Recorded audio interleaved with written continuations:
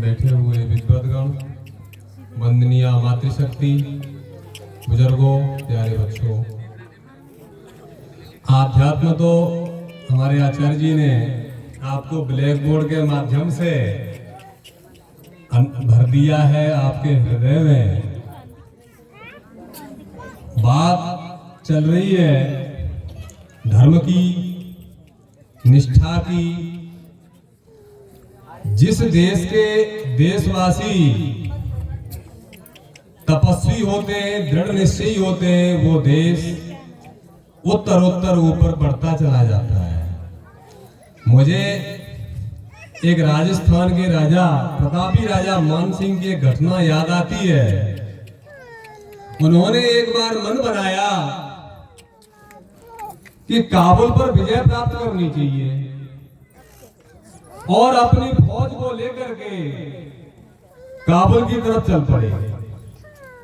जब काबुल की सीमा में अंदर घुसने के लिए तैयार हुए, वहां पर एक नदी बहती है, उसका नाम है अटक। बहाव इतना तेज था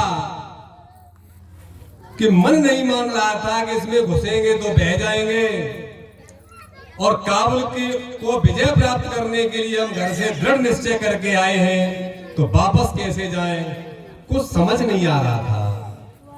तो राजा मान सिंह ने आदेश दिया कि फौज को अभी विश्राम कराया जाए और एक पत्र लिख करके अपनी माता के लिए अपने राज्य में भेज दिया, राजस्थान के लिए। उस पत्र में लिखा, माताजी, तेरा ये पुत्र काबुल विजय प्राप्त करने के लिए चला था, लेकिन मुझे यहाँ पर एक अटक नदी है, उसने अटका रखा है और मैं उसे पार करने के लिए सक्षम नहीं हो रहा हूं। मुझे कोई युक्ति प्रदान की जाए।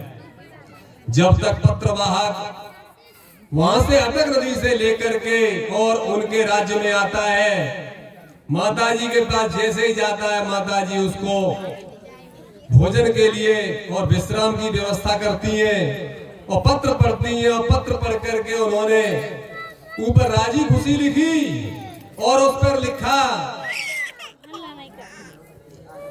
कि सावई भूमि भूपाल की, जिसमें अटक कहां और जिसके मन में अटक है वही अटक रहा। पत्रवाहक लेकर के गया, दोपहर के समय में पहुंचा। पत्र खोल करके जब राजा ने वह पत्र पढ़ा, पढ़ करके इतना जोश आया कि राजा घोड़े की नंगी पीठ पर बिना जीन कसे हुए और कूद करके सवार हो गया। आदेश दिया, नदी पार की जाए। ज्यादा से संख्या में लोग नदी पार कर गए, सेना पार हो गई और काबुल पर आक्रमण बोला और आक्रमण पर विजय प्राप्त की। विजय प्राप्त करके फिर राजा मान सिंह अपनी राजधानी के अंदर लौटे। काफी दिन राज्य करते रहे। राज्य करते करते एक दिन मन में आया, लंका पर विजय प्राप्त करनी चाहिए। अब तो तिथि निश्चित हो गई और नगाड़े बजने लगे। अब सेनापति और सैनिक बड़े परेशान। बोले, वहां काबुल विजय प्राप्त करने गए थे, वहां तो एक नदी थी, दरिया था, जिसमें बहुत से लोग बह गए, बहुत सैनिक बह गए। और लंका में जब आक्रमण करने के लिए राजा के साथ जाएंगे तो वहां तो समुद्र है, और समुद्र में का जाने का मतलब है जल समाधि। सबकी वहां पर जल समाधि होगी। लेकिन इस राजा का दृढ़ निश्चय को बदला कैसे जाए? भाई, राजा तो राजा होता है, उसका आदेश सर्वमान्य होता है। तो एक चारण था, भाट, हमारे यहाँ भाट कहते हैं, जो गीत गाए गाते हैं। तो सेनापति ने उस भाट से कहा कि राजा का मन बदलना चाहिए। कैसे बदलना चाहिए वो तुम जानो। उसने बहुत सी कविताएं सुनाई। उसके बाद में एक कविता सुनाई, मान महीपत मान, दिए दान किस किस लिए, विप्र विभीषण जान को, रघुवीर दीनो दान और विप्र विभीषण जान के। उस भाट ने कहा, हे राजा साहब, किसी को दान दिया हुआ वापस नहीं लिया जाता है।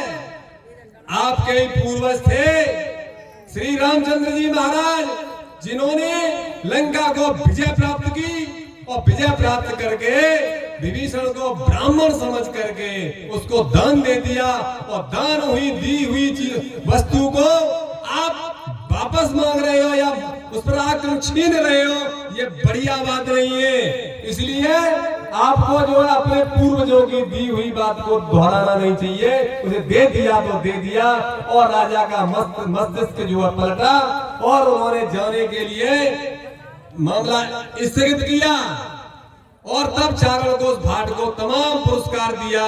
बोले हमें जो बहुत बड़ा पाप लग जाता, उस पाप से तुमने हमें बचा दिया, तो हमें अपने कर्तव्य पर डटे रहना चाहिए, दृढ़ निश्चय होना चाहिए। आचार्य जी हमारे यहाँ पर गुरुकुल संचालन के लिए आपके बीच में है। आप सब लोगों को सामर्थ्य से ज्यादा सहयोग करना चाहिए, क्योंकि ये तो परोपकारी है। भाई वहां पर हरियाणा में थे, बहुत सुविधाएं थी, सब कुछ था, लेकिन इनका मन था कि मुझे तो अपने क्षेत्र में जहां पर आदिवासी क्षेत्र है वहां पर कार्य करना है। तो आप सभी लोगों के सहयोग से गुरुकुल का संचालन हो रहा है, दिल खोल करके इनका सहयोग करें। इति ओम शांति।